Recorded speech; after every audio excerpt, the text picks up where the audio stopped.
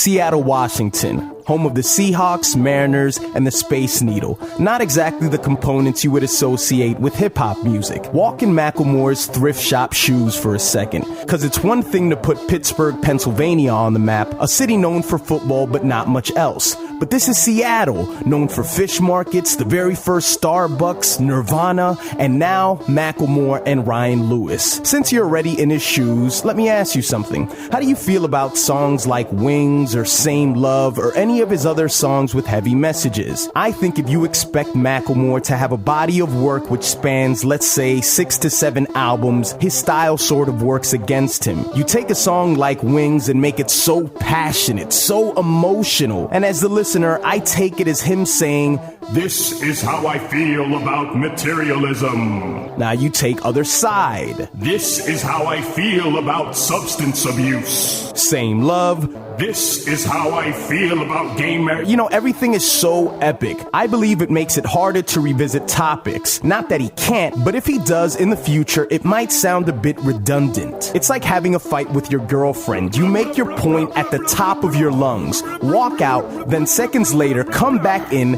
paraphrasing the same point once again at the top of your lungs. Your argument loses all credibility, and later that night, you end up sleeping on the couch. How do those shoes feel right now? I know this weird world that we live in gives us no shortage of issues to express, but does it mean that later on in his career, does he move along into more esoteric material where only a small amount of us will know what he's speaking about? Or does he drift away into the world of vapid shit? Lyrical nothingness, if you will. Well, that's not very likely.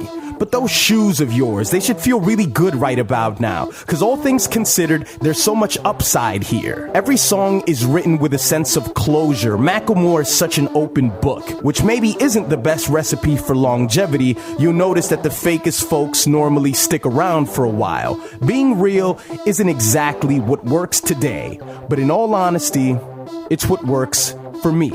I want them to fucking play with one hand and put a gun in their other fucking hand and go, "I hope you enjoyed the show!"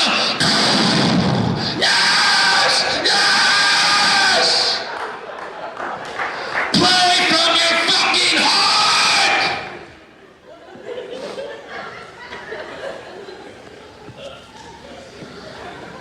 I am available for children's parties right now.